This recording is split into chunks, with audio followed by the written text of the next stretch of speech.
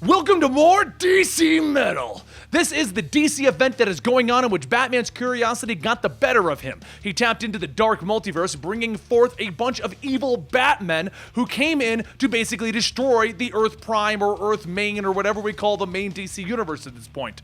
That's the gist of the storyline. We have an entire playlist that will fill you in up to this point because if you just watch this video, you may be confused. But since most of you have been waiting for this, DC Metal 4.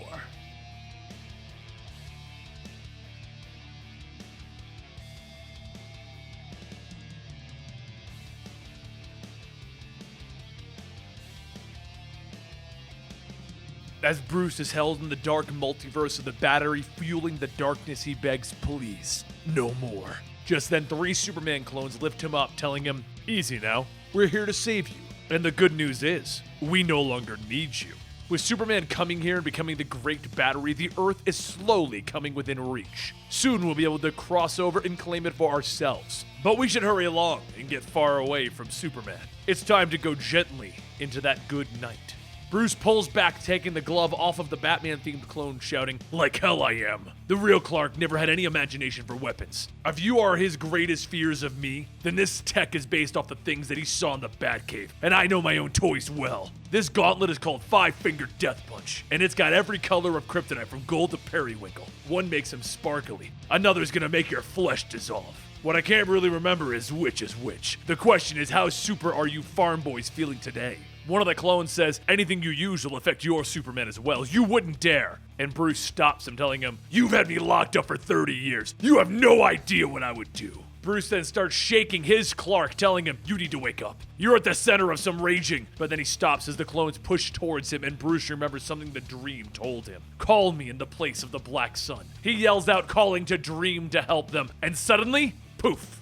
Meanwhile, over at the Rock of Eternity, the cosmic center of the multiverse and the home of the great wizard Shazam, Diana, Dr. Fate, and Kendra are holding their own against the Ancient Guardians, and Diana asks, what monsters are these? Dr. Fate tells her that they are the personification of the 7 sins. They should be welcoming them. Something isn't right here. Kendra finishes shooting one of the Guardians, stating, something's wrong? Huge surprise! Diana rides another Guardian as it barrels through the doorway, and Kendra yells that she warned them that coming here was going to be a mistake. Diana then swings her sword down, splitting the Guardian's head in half, stating, by the gods, the only mistake that we can make is not trusting each other. As the Guardian falls, Diana hops off, telling Kendra, I could use the lasso, but you are my friends. Why are you so certain that we will fail? Kendra says that Carter left from here when he ventured into the dark. The nth metal here is probably his mace. But as she goes on, Arthur radios in that they discovered something at his location. There has been a murder at the ancient burial ground of Atlantis. As Arthur walks up to the temple of the first king, Orion,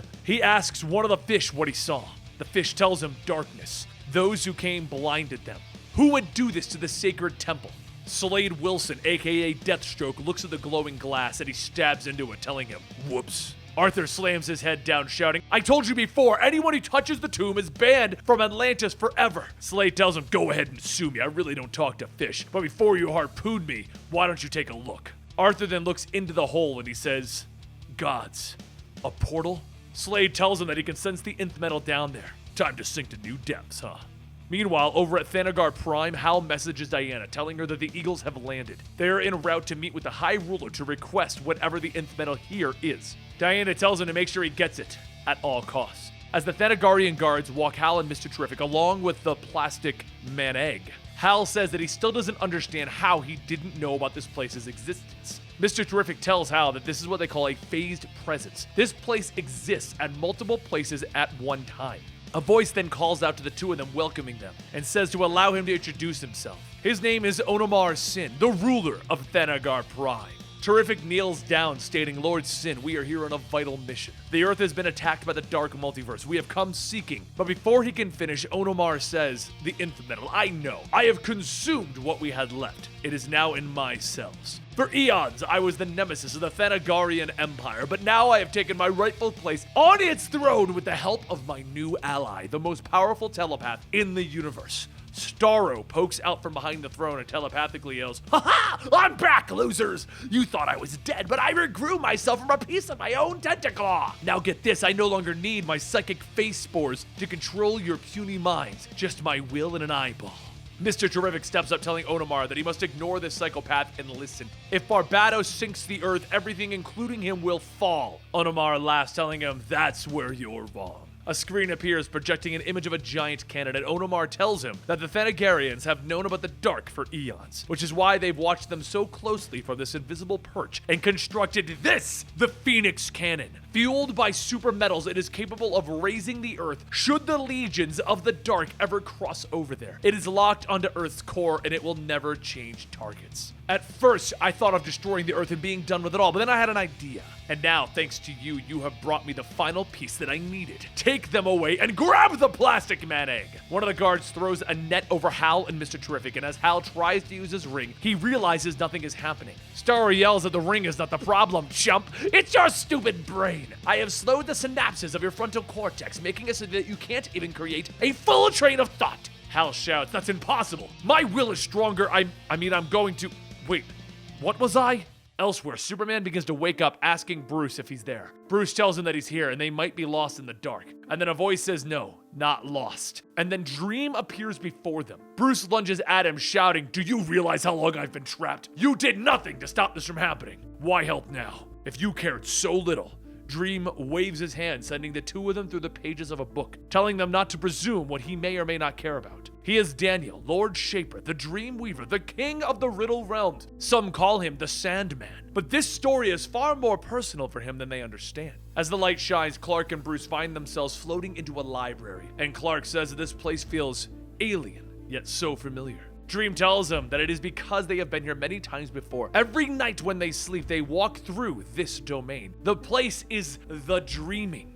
This book belongs to Lucian. This section is reserved for stories that have never been told, made from the horrors of the human heart. But slowly they are becoming reality by the doings of Barbados, the Destroyer. These books should be burned. Should this continue, all of the Dream will be consumed, and with it, all of the stories. Clark then asks why not just help them fight Barbados, and Dream tells him that he cannot stand beside them, but he can give them something. He takes a pinch of sand and he blows it, stating that he can give them a story. Soon the walls begin to fade, and Dream begins to take the two of them to the World Forge. It is here that he says the dark came from a great spark. The spark created two opposing existences, matter and antimatter, and with them came the brothers to monitor over all that was created, and a third being tasked to watch over what had yet to come. For eons it hammered out universes from the hopes and fears of it all, and the most stable of the worlds rose into the orrery. Though twisted and unstable, a great dragon came to destroy it and return those energies back to the forge. Barbados, this dragon, only knowing of destruction, killed its master, and thus the worlds that should have dissolved lived on,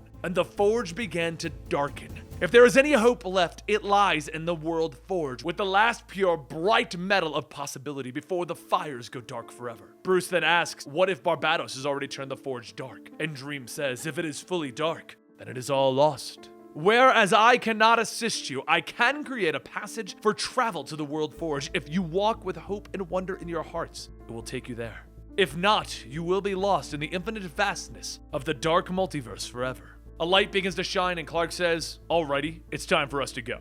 As Clark begins to move, Bruce pulls him back, telling him that he can't. Dream said that he has to hope and wonder. He doesn't have that anymore. Clark shouts, you're Batman, damn it! You give others hope. They see you and they're filled with wonder about what they can achieve. There must be one thing that you can think of. Bruce pauses and then smiles, telling him, Damien.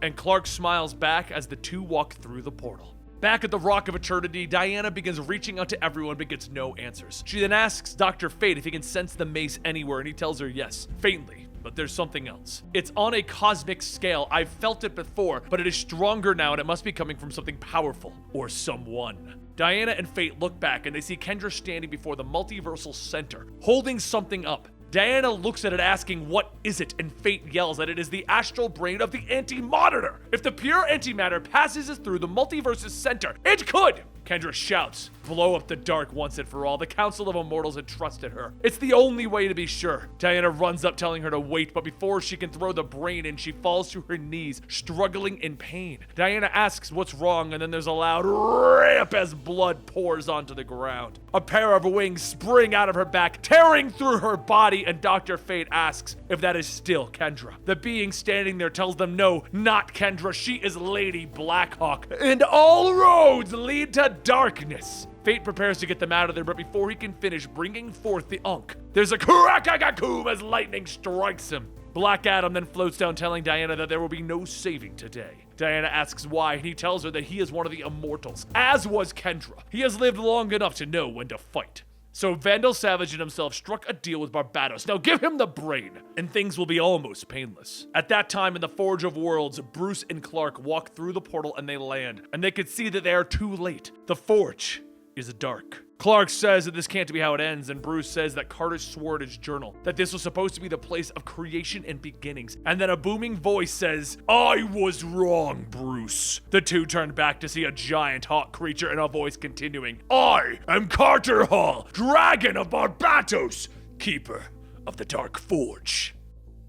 And there you have it, DC Metal 4. Now what we're going to be doing is in a month bringing you DC Metal 5. We like to delay the release of our videos so that you have kind of a reason to go to your local comic book store if you can't wait. DC Metal 5 is available in your local comic book store right now. And once the entire event is complete, we will be bringing you our hour-long epic, every portion of DC Metal in one giant video. All the tie-ins, all the main videos, one big video. I'm excited to try that out. I hope you guys are excited to see it. And don't forget, you can follow me on Twitter at Comicstorian, where we can rant and rave about why this story is so good.